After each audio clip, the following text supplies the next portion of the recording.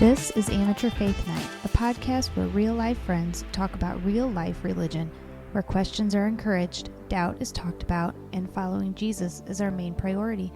Let this be a starting place for you to research things and study them out for yourself. God is bigger than all of our questions, and it is okay to not have all of the answers. Brewer, get your life together. All right.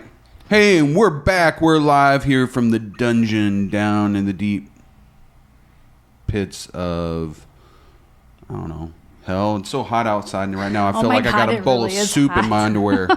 It is so hot. I have all the curtains in our house drawn. Like we're living in I got everything shut. Yeah, well, all of our windows this morning and last night were... Yes, yeah. I couldn't even see. And on my way to work this morning, it looked like the apocalypse because it was like all orangey outside and like you could see the humidity.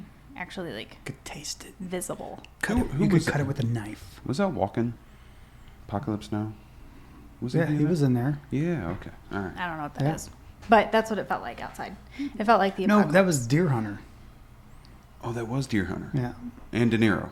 Yeah. Yep. Okay. Wait, totally is Deer Hunter a person? No, it's a movie. Well, it can be a person. There are deer hunters. Okay, but I didn't know if that was like somebody's last name. No. You're Deer Hunter? No, she's thinking my dearest hunter. Like Ron Deer Hunter. I don't know. No. That's the De Hunters. They're from northern St. Louis. The De Hunters. They're John and Betsy De Hunter. De Hunter? Yeah. Okay. Well, see. Yeah. There you go. But it is what it sounded like when you said it. Like some people would say deer hunting is like a cult. Well, according to your wife, you really want somebody to ask you to go. Well, did you want to join a cult, Gary? No. I can hook you up if so. She thinks it's as easy as like, hey, like say Jeremy owned 400 acres. She's like, well, just ask Jeremy if you can hunt on his property. Why can't you? That's not the etiquette of owning property and deer hunting. Well, ask me. No, you have to be invited onto someone's property. Just try it. Just Jeremy, ask. can I hunt on your property? I don't own any property except for this house. Yeah.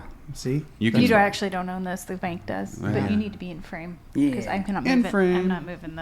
I'm just not moving the camera. I'm wondering how much of this is going to be in the episode. Maybe not the beginning. I tried to give it a segue with the cult. You did. You did. Tried to throw it in there. Do a good one. I got some professionalism. We're actually talking about tithing. Today? Yeah. Yes. I know. All right.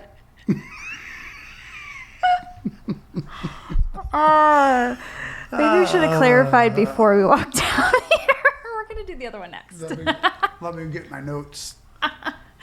Well, drink some coffee. I thought it would be easy to start with that because we've already recorded this episode. Yeah, and I'll give you 10% of my effort. Get it? Tithing? Ching.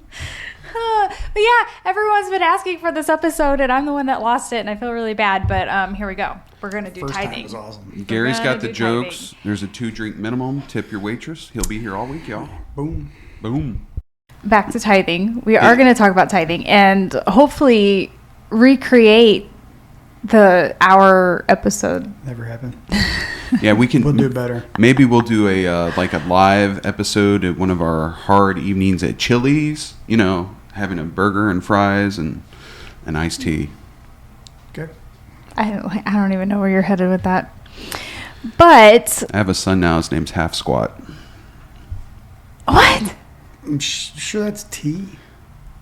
Tropic Thunder. Come on. I got to get a movie quote in.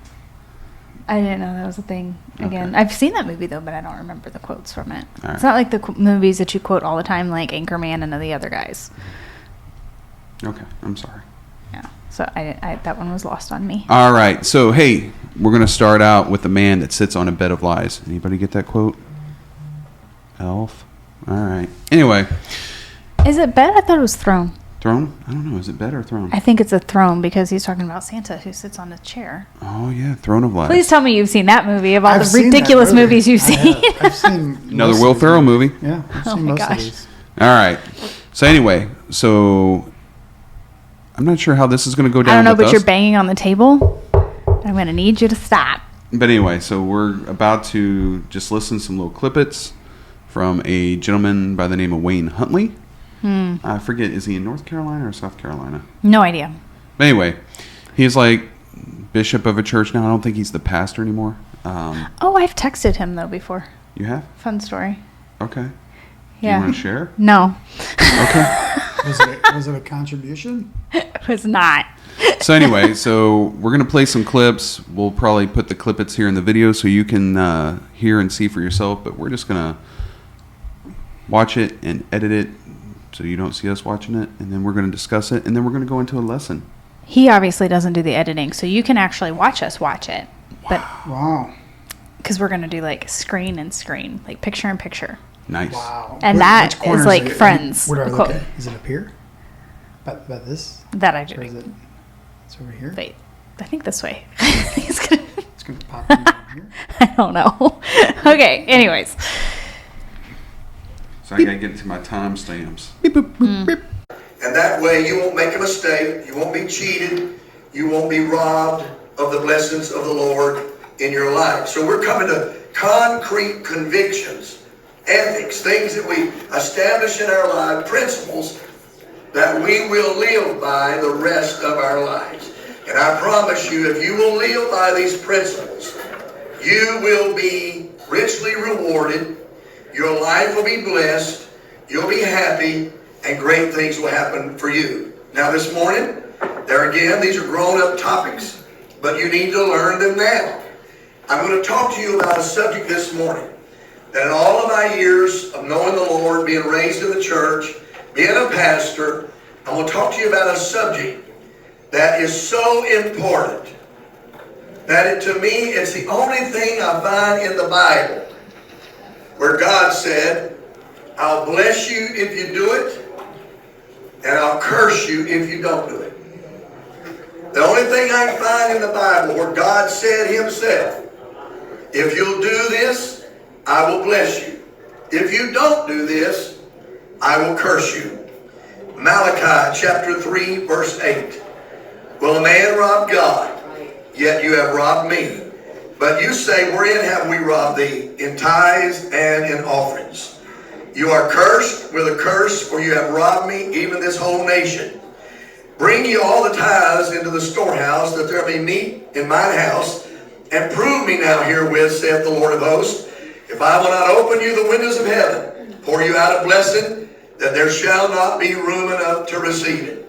The Lord said, in tithe and in offering, I will bless you if you do, I will curse you if you don't.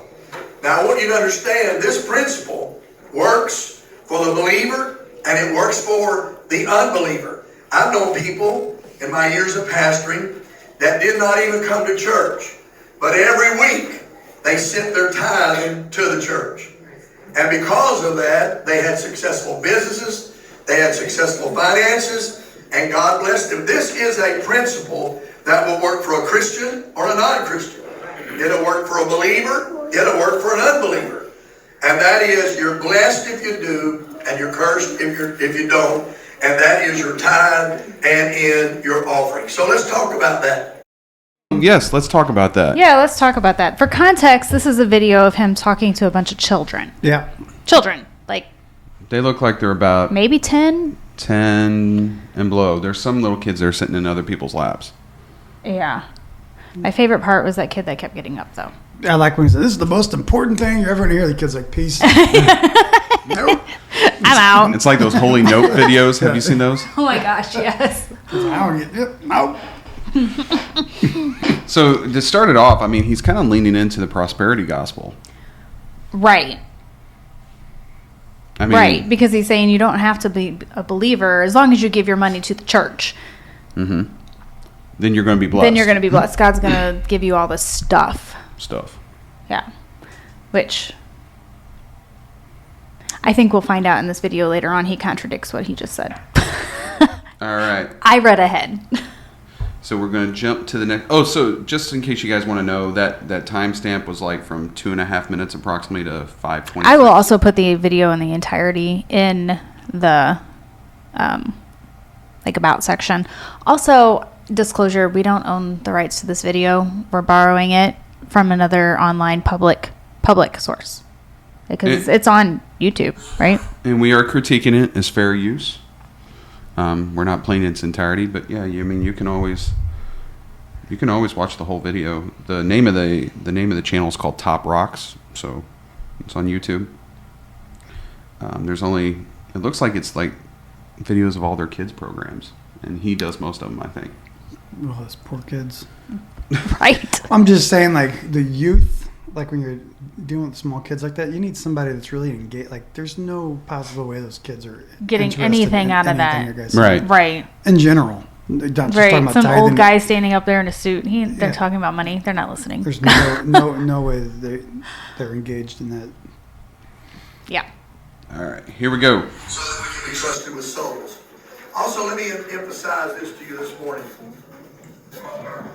Some people pay tithe, expecting to put $1 in the tithe this morning, and go to their mailbox tomorrow and get $10. You know, they think it's like investing in stocks.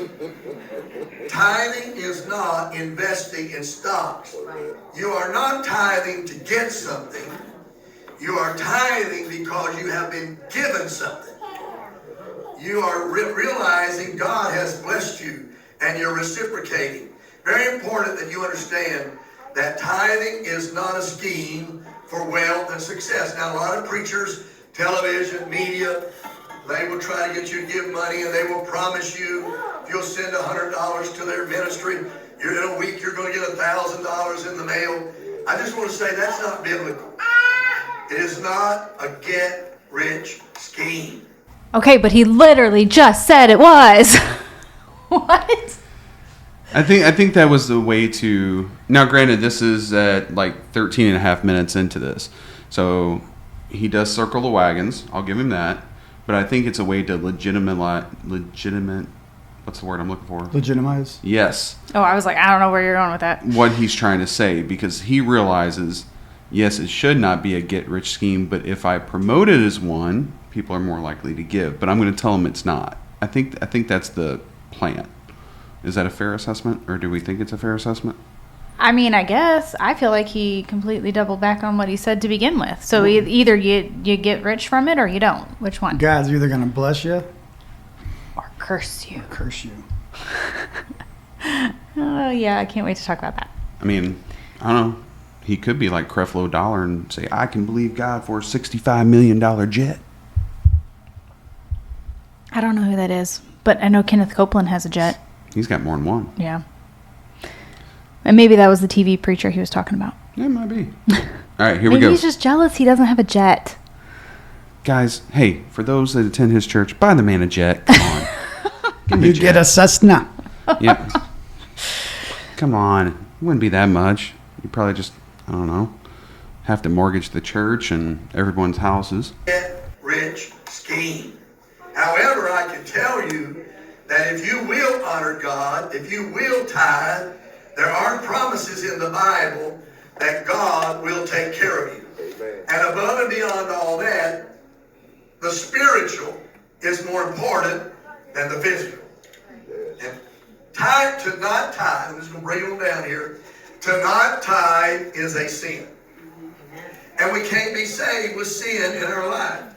We have to deal with sin. To not tithe is a sin. Can you point that verse out to me? Right. Can you show me exactly where that's written? Asking for a friend. Well, in fairness, I think he's saying, Malachi says if you rob God, and robbing anyone would be a sin, right? But he just said if there's sin in your life, you won't make heaven. Well, we all sin every day. Yeah. Right. But you can buy back that sin. Oh, like apparently it's all about you. Well, yeah, and that's something we're being snarky right now, but we actually do have information to back it up. No, and that was actually something I picked up when I first listened to this video. Was he said we have to deal with sin, and Jennifer and I were talking about this earlier. I'm like, no, we don't have to deal with sin at all.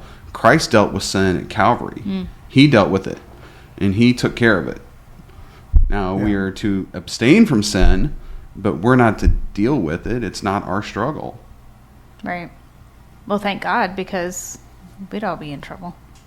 I would be in trouble. But how many times were we told, like, our money was going to be cursed if we didn't give at least 10%? Yeah, at least 10%.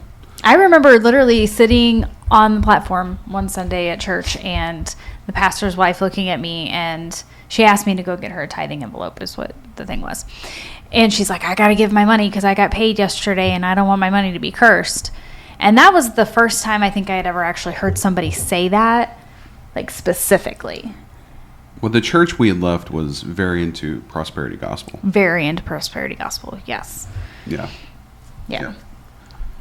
Which I think that's creeping into the UPC as a whole. Yeah. It's became more prevalent. At least around here. I can't speak for the whole UPC, I guess, but... We are world-renowned travelers. We should know. Not really. So, the question here tonight that we need answers to, the public wants answers.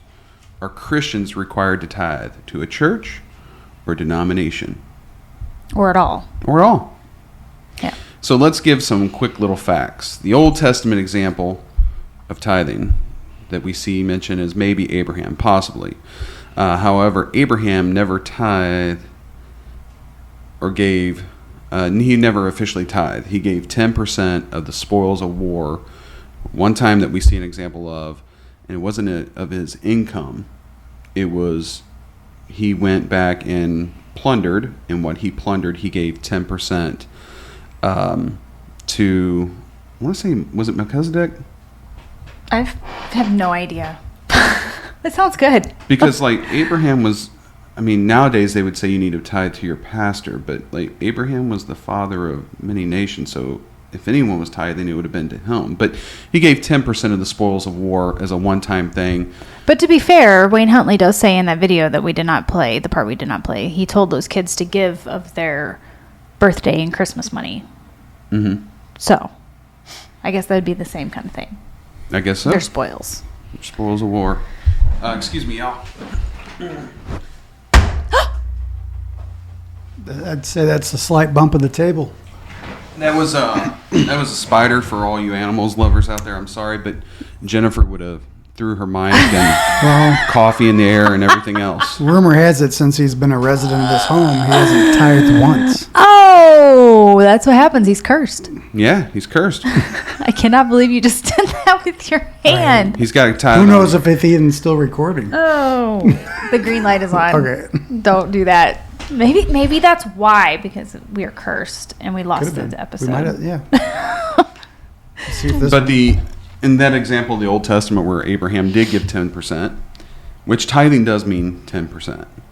Well, right, the root word of right, means 10. But in that example, he gave the other 90% of the spoils of war to the kings of Sodom and Gomorrah at the time. Well, that seems like a good investment. We're cursed. Right. Yeah. So, I mean, really proving this point. So, going even further, we're going down to Moses now. Moses town. According to the law of Moses, there's actually 3 different tithes.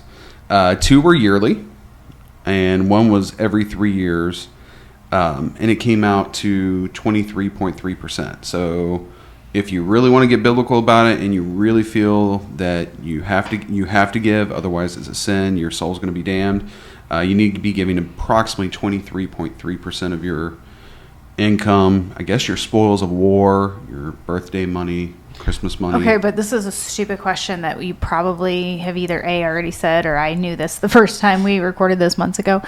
But the Malachi, the verse in Malachi that everyone pulls this from, was that before or after this? This would have been, Malachi would have been after. Okay. After the fact. Okay. We'll get there. I don't know why I was, okay, sorry. We'll get there.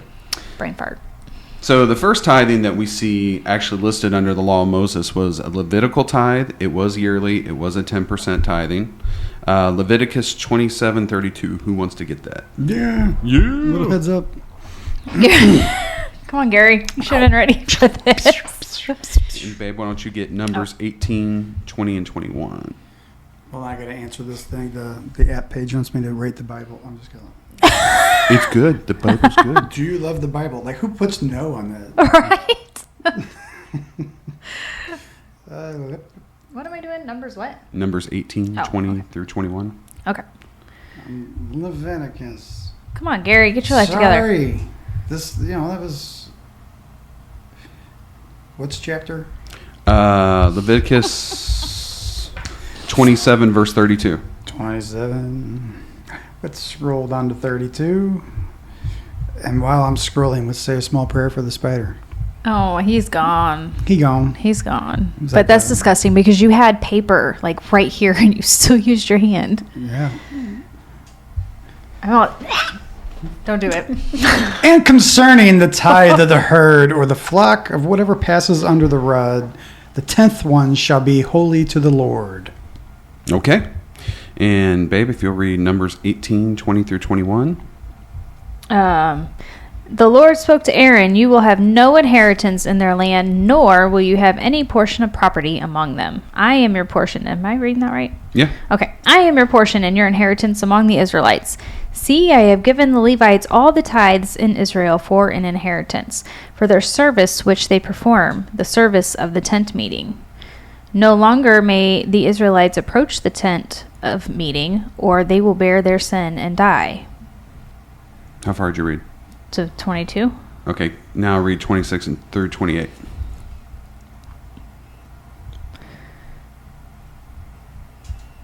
Um, 26. "You are to speak to the Levites, and you must tell them, when you receive from the Israelites the tithe that I have given you from them as your inheritance, then you are to offer up from it as a raised offering to the Lord 1/10 of the tithe. And your raised offering will be credited to you as though it were grain from the threshing floor, or as new wine from the wine press. Thus you are to offer a raised offering to the Lord of all your tithes which you receive from the Israelites, and you must give the Lord's raised offering from it to Aaron the priest." Okay. So in this example, the Levitical tithe, it was produce, it was cattle, it was sheep, and it was given to the Levites because according to the law of Moses, they weren't able to work a normal job. Their job was to take care of the temple, Temple Mount, the temple. And also, they weren't to own any property. So does that mean your pastor who demands tithing of you, are they allowed to own property? I mean, if they're telling you got to tithe 10%, I guess they need to start renting or live in a tent out in the parking lot. To be fair, a lot of them get like housing from the church. A housing allowance? Yeah, housing allowance. But I bet that... It's probably paid for by tithes. Well, and not only that, I bet that housing allowance goes to buy that house. They're not renting. They're not leasing. They weren't to own property. That was part of the reason why they got a tithe. Huh. Well, my question was, like, when we were first studying this out, it's like, did they actually have, like, money back then? Yes, there were several examples of money. For people that make that argument, that's like a very... You can easily go back there in the Old Testament, long before even Abraham, they talk of like shekels and things like that. So it wasn't just bartering. They used what would have been considered money. So it would have been really easy for the Lord to tell Moses, "Hey, tell everyone just bring 10% of your money that you have and give it to the temple, and that's what the Levites are going to live off of." Right. He didn't tell them to bring money to live off of, and there was money for them to provide, but he told them to bring produce and animals, livestock. They weren't to live large. They were just to get by. They were servants of the people. I'm going to bring this up in an episode I'm recording in a later date about modesty, but have you ever seen that Instagram page, Apostolic Runway? No. Yeah. Check it out. Yeah, I'm just going to leave it at that. Anyways, keep going. So the second was a festival tithe. Deuteronomy 14:22. Gary's got it. He's on it. Deuteronomy. You have all the notes. Why didn't you have your Bible out for this? Yeah. Where's yours? I don't know, Margot. You're probably off the screen I don't know, again, too. Margot. You have to scooch next to me. There Tithing principles. You shall truly tithe all the increase of your grain that the field produces year by year. Truly. Truly. Through 27. Through 27? Mm-hmm. I like dramatic pauses. Okay. And you shall eat before the Lord your God in the place where he chooses to make his name abide, the tithe of your grain and your new wine and your oil, of the firstborn of your herds and your flocks, that you may learn to fear the Lord your God always. But if the journey is too long for you, so that you are not able to carry the tithe, or if the place where the Lord your God chooses to put his name is too far from you, when the Lord your God has blessed you, then you shall exchange it for money. Take the money in your hand and go to the place which the Lord your God chooses. And you shall spend that money for whatever your heart desires, for oxen or sheep, for wine or similar drink, for whatever your heart desires. You shall eat there before the Lord your God, and you shall rejoice, and you and your household. It's almost like God wants us to be happy. Yeah, so the second tithing, which was yearly, they were to take 10% of their, I don't know, maybe their war spoils. Maybe we're going back to that one. I don't know, but 10%. I think didn't it say like their like livestock and their grain, and they could cash that in for money and then go have a party? Well, they were to take the livestock or grain, and they were go to basically present it to the priest. My understanding is the priest would bless it, and then they have a party with it. They celebrate in the goodness of the Lord. And if the journey was too long for them to... You trade it in for money. Yes. Once again, it wasn't a barter thing. They would sell it, take that money, and then buy those same things when they got there. Yeah. And let's talk about this. God said to drink wine. Well, I mean, the whatever Bible their says, heart desires. yeah, the Bible says God gave us wine to make our hearts glad. Scotch. That is not. Just clarifying. It's not. Oh, gosh. But, there's a translation where Jesus turns water into tequila, right? the tequila. No, he would have turned it into bourbon. What are you guys talking about? I don't Jesus turned water into grape juice. Grape juice? Yes. Super party drink? Yeah. Okay. Super Anyway, fancy party drink. It'd been a good solid 15 minutes before I tried to derail the conversation. Back to tithing. So 10% was to have a party. Have a good party. And you were to do this yearly. I did not hear Wayne Huntley say anything about that in his message to those 10-year-olds. No. They're cursed. He was worried about the four walls getting the money. He's not worried about people following God's law and having a party. But once again, this is all Old Testament. Jesus fulfilled the law, so it doesn't apply to us. But just so you know the context. The third tithing, it was every 3 years. Trees. It was actually referred to as like the poor tithing. Deuteronomy 14:28. Oh, you already got it open. I have faith in you. 28. And you can get 26:12. Oh, okay. At the end of every third year, you shall bring out the tithe of your produce of that year and store it up with your gates. Bring out the produce. How far am I going? Oh, God. I got that reference. I got it. What was the reference? Monty Python and the Holy Grail. Yeah, bring out the your dead. Look at me. I have no nerdy stuff. Okay. All right. Now, babe, you did get 26:12. When you finish tithing all your income in the third year, the year of tithing, you must give it to the Levites, the resident foreigners, the orphans, and the widows, so that they may eat to their satisfaction in your villages. Then you shall say before the Lord your God, I have removed the sacred offering from my house and given it to the Levites, the resident foreigners, the orphans, and the widows, just as you have commanded me. I have not violated or forgotten your commandments. So this was the poor tithe. This was the way that the Lord allowed the nation of Israel to take care of the destitute. Now, today, at least here in America, we have social programs. We pay taxes. Part of those taxes go to social programs. Okay, but can I break in here and not be too political? But I do feel like that should fall on the shoulders of the church, not the government, according to Christianity. Well, I agree. We do there. see examples of that in the New Testament, where they talked about they shared amongst themselves and no one had need. But in context here in America, we pay taxes. A lot of those taxes go to social programs to take care of those that are destitute or needy. And the idea was every 3 years, you take 10%. So that's basically 3.3% per year, basically. So 10% over 3 years. And you would take it to the priest once again. Priest blesses it. And then you go out and you make sure the homeless, the widows, the needy are able to, enjoy and partake. And obviously, people were probably all doing this at different times, not just like everyone does this once every 3 years. This would have been an ongoing thing over the nation of Israel. So it was continually taking care of the local needy. Well, and I can already hear people saying, okay, well, if everyone gives 10% to the church, then the church can cover all of that, right? But is the church covering it? Because I would feel like, okay, fine, if you're requiring 10% of me, then I need to see where you're going to be going, okay, this is the percentage given to the poor and needy, and it should follow the same formula. Mm-hmm.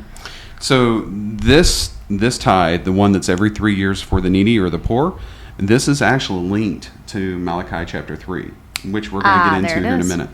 So there is a curse that is associated with this particular tithe, not the first one that goes to the Levites or your pastor or your priest, not the other one for the party, but there is a curse that is linked to this one in particular, the one that goes to the poor.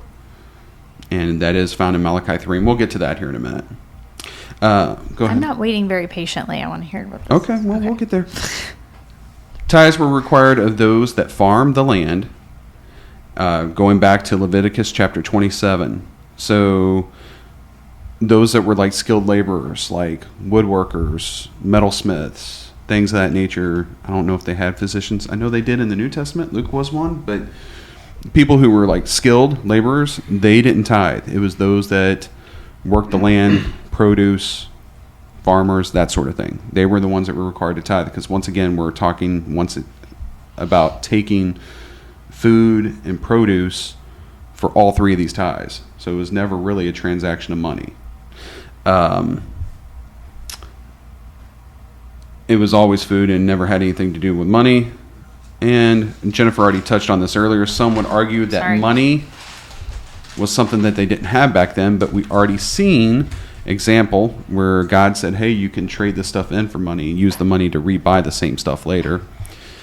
Some people say they just bartered, but Genesis mentions money 32 times alone. The shekel is mentioned 32 times in the Pentateuch and 5 times in the book of Moses. So merchants, fishermen, craftsmen, they didn't have to tithe. So that sort of thing. Was that late 70s Genesis, or were we talking the early 80s? Yeah, we're talking day one with Jack Black. Okay. Year one. Was it year one? That was a dumb movie. All right, let's go into the temple tax. It's not really tithing, but some people hit on it. So temple tax. Temple tax was a half shekel every year from only the males. Nothing to do with tithing. Jesus paid the temple tax in the New Testament for himself and also for Peter. However, Jesus said the sons are exempt from the temple tax, meaning the children of the fathers. So there was a temple tax. The temple tax basically just went to keep up the temple, the running of the temple. It didn't go to the Levites to provide food for them. Well, that's interesting, since tithing is usually spun to take care of the church and the pastor. Right. So the temple tax was what would have, this time of day, modern day, would keep the lights on, keep the water running, the air conditioner going, that kind of thing. The priest they were also supposed to give 10% of the tithing that they received. So cattle, oxen, grain, whatever, they were actually supposed to tithe 10% of that to the Lord as an offering to God. So if your pastor's not, I guess taking the cow that you bring him and giving, a quarter of the leg or something to God as an offering, he's sinning. So you need to remind him of that. What do you think our pastors would have done if we would have brought them a cow? Here, Pastor Bob. Here you go. Here's your cow. Maybe it could be one of those little teacup cows. Like Like the little baby one. Yeah. I don't know what those are called. I don't The think they're little called ones that are are they? like curly haired looking. Yeah. Those are cute. Aren't they like Scottish or something? I don't know, but people have those in their house. Scotch. Oh my gosh. Anyways. Tithing is not the same as first fruits. Many times you're going to hear ministers, pastors say, you got to give your first fruits. I need someone to look up Deuteronomy 26, y'all. Gary's on it. Chapter 26? Chapter 26, verses 1 through 11. Wow. I don't know how you read your phone. It's so dark. Dark. It's like my soul. Wait. These That people explains a lot. They have no context of like how tired. Oh, y'all are, yeah. Poor Gary. Gary's very tired. What was it? 26:11. What? 26, 1 through 11. 1 through 11. Jeez. You sure you just don't want me to read That's the a whole? really long. Yeah, that's what I was thinking. What's the gist of this? Let me go. Hold on. Let me go. And it shall be when you come into the land which the Lord your God has given you as an inheritance, and you possess it and dwell in it, that you shall take some of the first of the produce of the ground, which you shall bring from your land that the Lord your God has given you, and put it in a basket, and go to the place where the Lord your God chooses to make his name abide. And you shall go to the one who is priest in those days, and say to him, I declare today to the Lord your God that I have come to the country which the Lord swore to our fathers to give us. Then the priest shall take the basket out of your hand and set it down before the altar of the Lord your God. And you shall answer and say before the Lord your God, my father was a Syrian, about to perish, and he went down to Egypt and dwelt there, few in number, and there he became a nation, great, mighty, and populous. What verse are you on? 6. Jeez. Nice. But the Egyptians mistreated us, afflicted us, and laid hard bondage on us. Then we cried out to the Bondage. Lord God our fathers, and the Lord heard our voice and looked on our affliction and our labor and our oppression. So the Lord brought us out of Egypt with a mighty hand and with an outstretched arm, with great terror and with signs and wonders. He has brought us into this place and has given us this land, a land Gary. flowing with milk and honey. Milk. And now, behold, I have brought the first fruits of the land which you, O Lord, have given me. Then you shall set it before the Lord your God and worship before the Lord your God.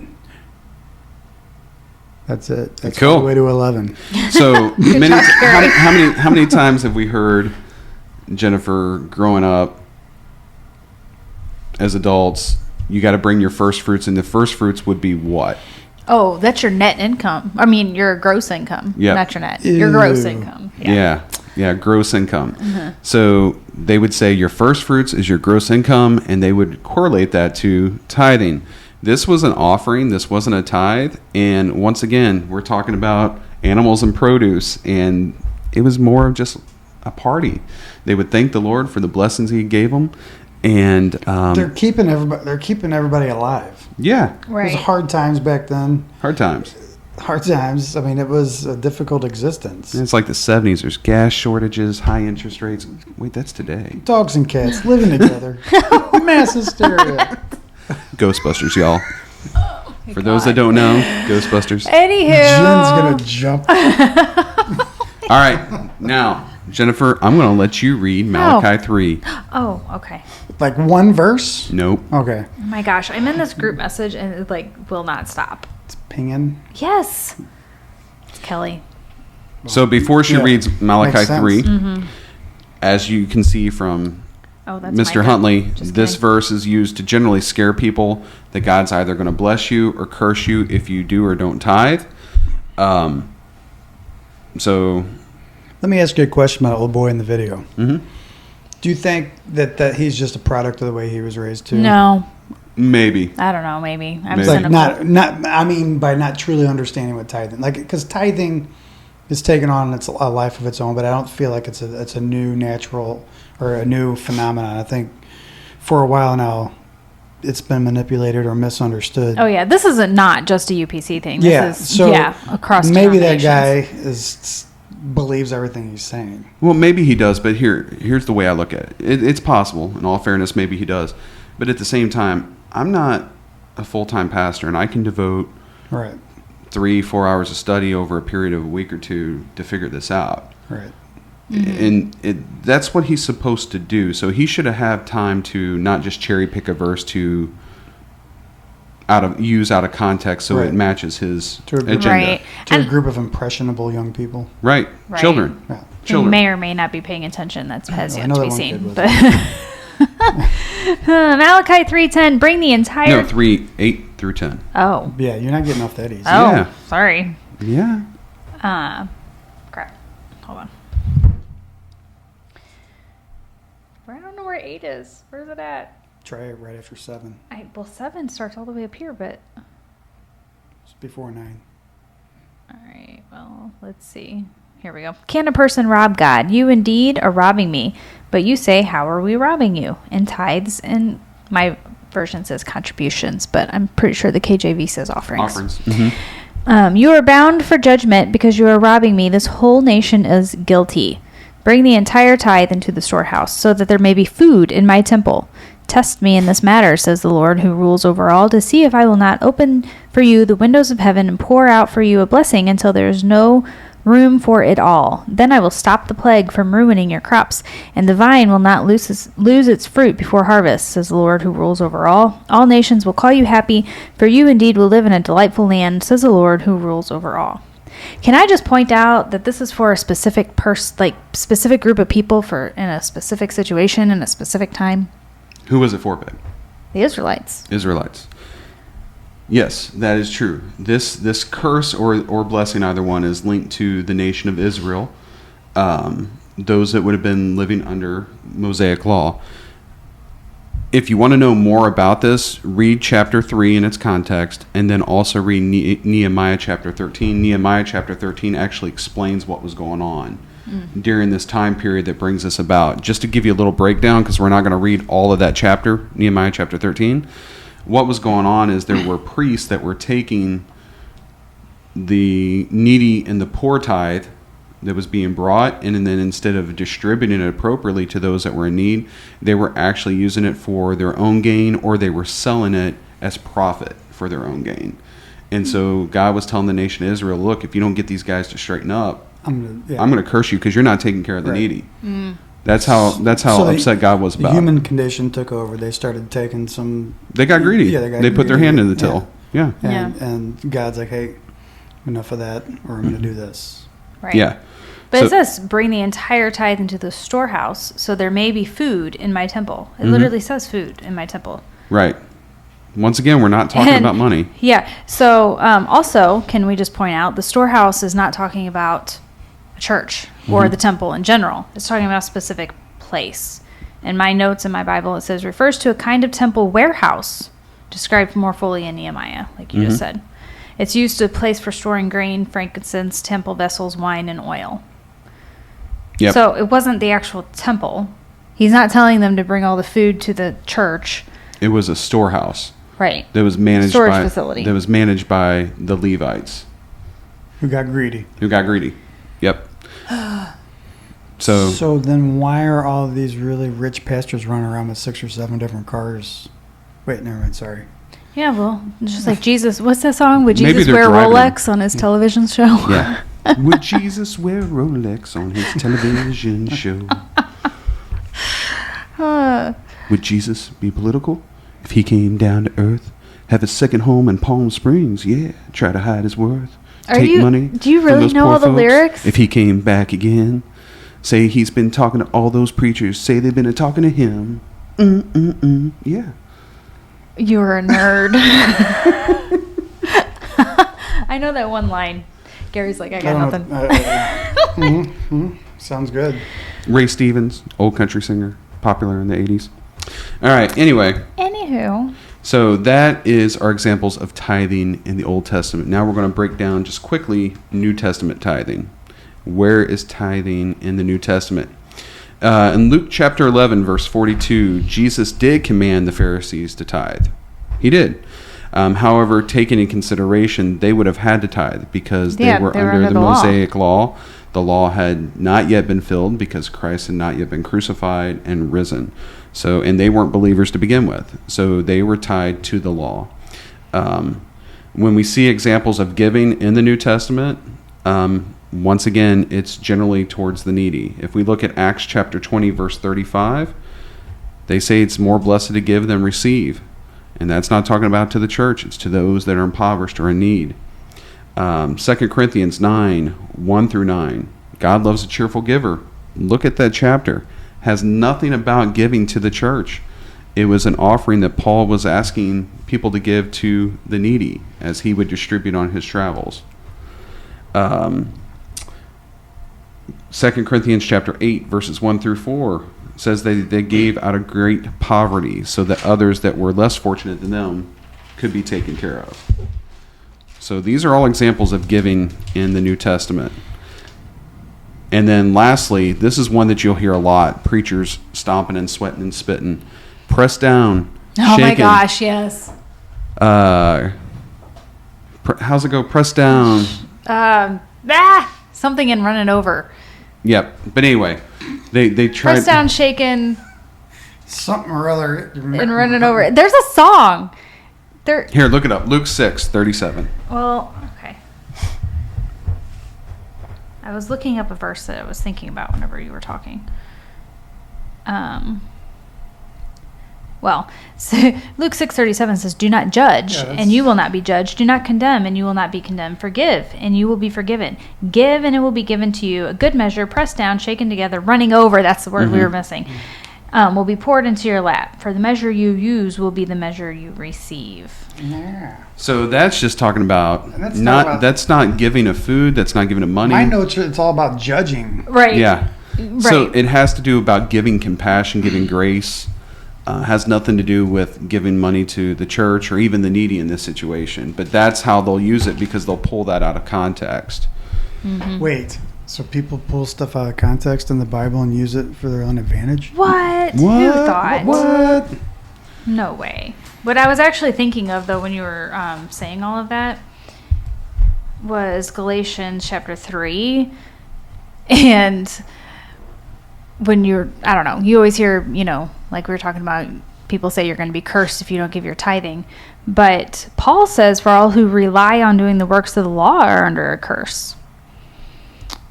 For it is written, cursed is everyone who does not keep on doing everything written in the book of the law. Now it is clear no one is justified before God by the law, because the righteous one will live by faith. But the law is not based on faith, but the one who does the works of the law will live by them. Christ redeemed us from the curse of the law by becoming a curse for us. So it's like you said earlier when Wayne Huntley was talking about, we have to deal with sin. Christ already did that. He already took the curse for us. Mm-hmm. So even if the tithing does apply to us, I don't know. I don't even see how it could. But even if you could carry that over from Old Testament law, Paul clearly says if you're going to abide by, I think that's in Romans, some of the law, then you have to abide by all of the law. Mm-hmm. So. And there's no way we could follow like 700 something Levitical laws. It's a lot, Right. a lot of blood smearing. Yeah, on the lobe. You're going all over the place. Well, yeah, and you guys got to have the little curly thingies by your, like the hair that hangs down. We would have to have a beard if we followed Levitical law, and the UPC doesn't want their men to have beards. Also, valid point. So yeah. Yeah. So I mean, in all fairness, if you attend a local church, you attend a congregation, and you've been blessed, give. Right. That's the whole thing. Like, it is a biblical thing to give. We'll say it's a principle. I think it's important to get onto that kind of that little subject what you're talking about now. Like giving, like I have comfort. I'm not a habitual tither, whereas my wife is. She's a good person. Immediately, she's boom. Here's the 10% of her paycheck. I am more intermittent, but it's never the same amount. It's always like, because I like to support the pastors. I like to support all the outreaches. Mm-hmm. I like to give money to all the different, the orphanages and stuff our churches supports. Mm-hmm. And I do a lot of things outside of the church, like the whole just random acts of like, pay for that, or pick up some groceries here or there, or whatever, just a random, just giving back to your fellow neighbor type thing. Mm-hmm. But I've always just, and that may just be the whole thing about even with the raising the hands, like it's almost like I have a hard time just being told what to do. Right. And I know it's a horrible way to look at it as a Christian, because we're supposed to be obedient to God, but at the same time, when that money stuff, it's like, I give it when it really just feels right. Mm-hmm. And I don't know if that's the right way to go about it, but that's the way I go believe about it 100% is the right way to go about it. I wish I was more prepared, because there is a verse that says that. Where am I thinking? To not give under compulsion. Ooh, I don't know. Let me look. Yeah, so because even like I think we talked about this on the forgotten one that's in the internet cemeteries. The church that we attended before the church we're at now was a really big church. Thousands and thousands. Like, you guys know which one it was. Lots of money in the church. And that pastor could have easily been one of the ones that we see around town with the 17 different cars and all the cool stuff. But what felt good about giving in that church was, one, that they had a organization that did relief work and stuff. Like, you knew where your money was going. And then when you saw that pastor and his family outside of church, they weren't driving the Toyota 4, like they weren't. It was just a very modest living. And I'm sure that the amount of money that went through that church, it could have been a lot going on there. It was a comfort level of knowing where your money was going, because they were very open with it. Like, and there's nothing wrong with giving to a church to keep the lights on, to keep the air conditioner going. There's nothing wrong to make sure the staff gets a living salary. wage. Yeah, I mean, exactly. they got to be able to provide for themselves and their families, and if that's what they do full time, Right.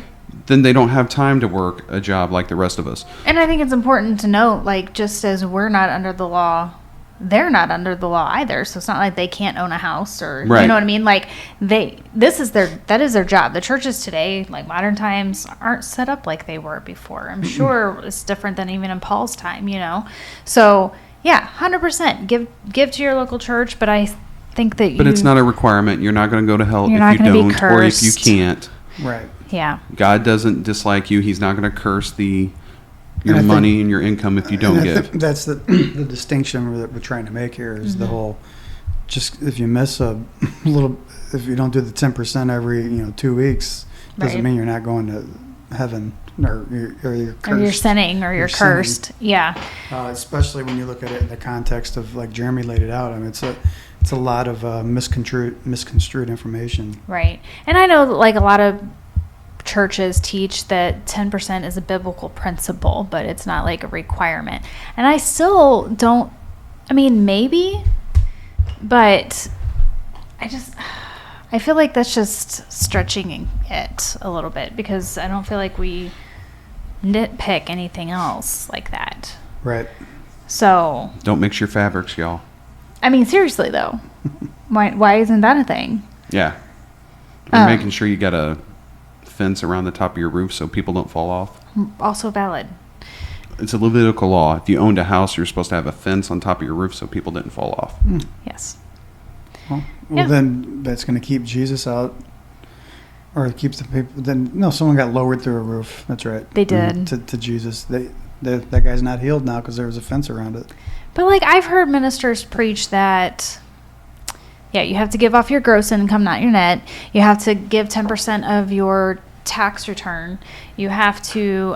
What if you owe in taxes? You probably still have to give.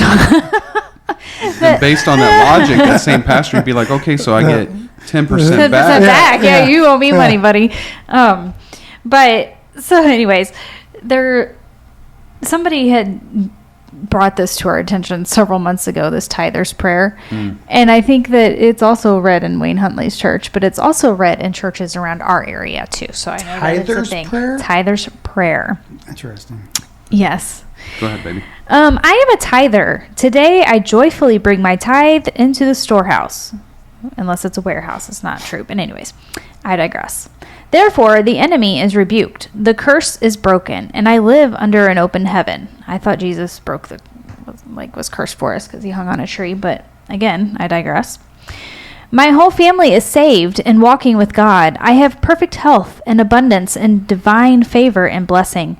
You pour upon me such a blessing that there is not room enough to receive it. We receive jobs and better jobs, raises and bonuses, sales and commissions, rebates and returns, checks in the mail, gifts and surprises, bills paid off, debts demolished, and royalties received. I am blessed coming in, I am blessed going out, and all that I do will prosper in Jesus' name. Blue light special in aisle 4. I mean, I'm reading this and it's really hard for me to be like, huh?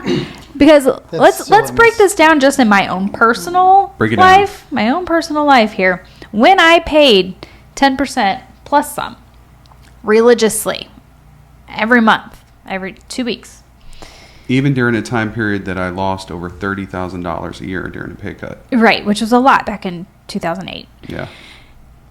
So, even in financial ruin, we gave money. We almost lost our house. Like, it was ridiculous. So I'm reading this and I'm like, okay, well, I had tithed my entire adult life up until that point, which we got married in 2001. And we're talking, we had been very faithful for at least 7 years by the time that happened. Mm-hmm. And then by the time that happened and the time we left the UPC in 2016, we had still been faithful. Yeah.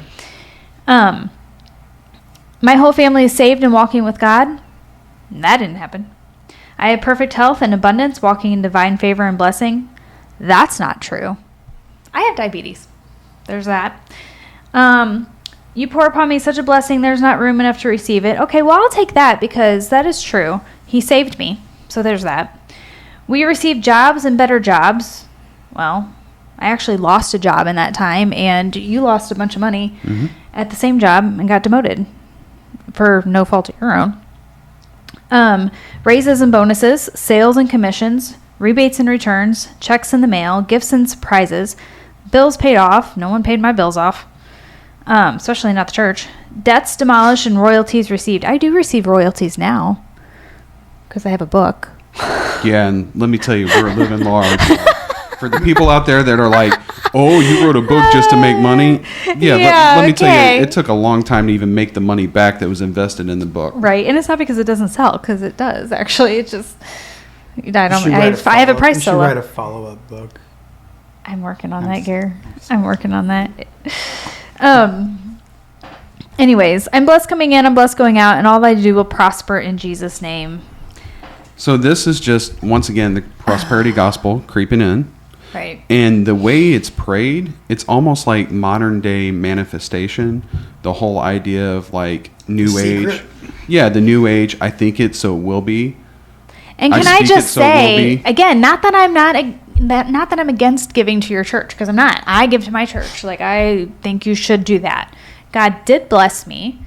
You know, like, he did save my soul. He has kept me in his favor, I feel like. But like, since I don't give to the church, we have been blessed financially. I've gotten 2 great jobs. You've gotten raises and money back. Mm-hmm. And, you know, we ended up not losing our house, and it just, yeah, we've been blessed. So I don't see a difference between tithing and not tithing. For us, like, it's been actually better. And in all fairness, that tither's prayer, we know multiple churches that pray that on a weekly basis. There is a church in our area that does that, and even the children know it. The children know it, and they're able to recite it. Yeah, they do. So for those that are like, oh, you're just nitpicking, no, we've actually talked to multiple ex-UPC people across the U.S., and there are multiple churches across the U.S. that pray this prayer every Sunday. Well, as a group. Not only did we talk to multiple ex-UPC people, we've talked to not ex-UPC, current UPC people that confirmed it. Like, they confirmed it. Like, right now, this is the thing. But I think to distort that, I mean, that's just so messed up. It's like, what can God do for me? Me. It's just weird because it's like, it's just like I don't know what I'm trying to say. It's just like, that prayer is just weird. It's not a real, I won't say it's not a real, it's just a made up little, right? The tither's prayer. Like, it's not like that was found in the Dead Sea Scrolls. Oh my gosh, look at this. We found, what's it say? The tither's prayer. Like, this is just. You have to think too, like, how many people are in these situations where they give and give and give and give and give. And like, I heard a minister this year, 2023, telling his church that the raise that they got from Social Security, they better give that 10%. They better donate it. Actually, he suggested donating the entire 10% raise. No, the entire amount of the raise. Which was 10%. Was it? Okay. Yeah. Instead of 10% of the 10% raise they got, he wanted them to donate all of it to the church because they were living okay before. But like, how many people weren't? Like, how many people actually need the support of the church? And instead of getting support from the church, they're getting beat down every week and saying they're going to be cursed if they don't. And who are you if you're blessed more than the other person next to you? That's not because of your giving. It's because of your hard work. The fear tactic thing is just, I don't know. It's manipulation. Yes. It really is. And that's where I was hoping to give some of these people the benefit of the doubt as far as, maybe that's the way that they've always done it and the way they learned it or whatever. But as you pointed out, it's not exactly a hidden realm there in the Bible of like what tithing really was. It's not like I was having to get like this special chart to put on. Then you're putting The different glasses. special glasses, yeah. Your little, what was it, National Treasure? Where Yeah. He's got the, Yeah, for real. Because maybe it's on one part it's just laziness and like this is the way it's always been. On the other part it's like greed and like, hey, you're just going to get you paying as much as you can, whenever you can, as often as you can. Right. And for those out there, and this may be completely off basis, and this will probably air in the next 2 to 4 weeks, but for those out there, if like the Lord is talking to you about giving right now and you're like, I don't have a church or whatever, there's a lot of hurting people in Hawaii. I'm sure you can find a great organization, the Red Cross, Convoy of Hope. There's many others that would gladly take your money so that it can be used and well spent to take care of the needy in Hawaii. Because from my understanding, there's a lot of people that weren't needy before, and they definitely are now. Okay, so now that you brought that up, can we briefly talk about that stupid UPC post that keeps going around saying that God spared that UPC church and everything else around it was flattened by the fire, but that church, God love it, still stands. I thought it was a Catholic church. That's another one. That's what's so funny. Oh, yeah. These people keep sharing this, but there was there was a Catholic church with the same kind of story. But can we just point out for a moment that, first off, that's ridiculous. Second off, it's a building. It's a building. Why are we celebrating the fact that a building is standing when there's over 100 people that have passed away from this? Oh, there's way more than that. I mean, that's what they're reporting. Right. But, that's what they're reporting, but yeah. Many lost, homes lost, jobs lost. And how many parishioners of that one UPC church that's still standing have lost their homes or loved ones or whatever? Yeah. Why is this even a thing? David Bernard posted that on his Facebook, and I'm like, what is wrong with you? Yeah, it's something. It's unfortunately, like you said, it's tough to talk about because then you get into the politics of it all. But it's that whole line in the sand, us versus them thing. With the culture war going on. It's like, look at what God spared that. God spared this one building, which is not true. There's a picture going around of a Catholic parish that was spared too. Well, listen, I mean, which is like the UPC's like arch nemesis. Yeah. And it's a brick building too. I mean, it's right. Yes. You know what? Maybe that pastor is handling tithing right, and it's full of food and supplies. No, because that would be a storehouse. Well, maybe a warehouse, not a church. I was going to make a really horrible joke. Never mind. No, go ahead. No, let's not. I'll tell you when it's off the air. It's it's insensitive. But yeah. Anyway, I just wanted to throw that out there. But yeah, if you do, so we are going to release this video 10% of the time. 10%. So if it's we'll just release 10% of the video. 4 minutes at a time. It's going to be. But I'm going to make sure that I upload it immediately, even though it's not edited yet, so we don't lose it. I mean, if this one gets lost, that's a clear sign. God is being like, listen, you guys got this wrong. You said something wrong. And the caveat always is, don't take our word for it. It's all, you can research it on your own. Yep. Use some of the verses we've talked about. Look into it on your own. Pray about it. But this is just kind of the, And if you feel led to give 10%, then by goodness, do it. Yeah. I mean, if Good God's telling you to do that, go for it. But it's not a commandment. Right. And don't tell people that they're going to be cursed. Yep. Because that's simply not true. So, anyway. All right, y'all. Anything else you want to say? No. All right. We're going to sign off before Jeremy says something stupid. Bye.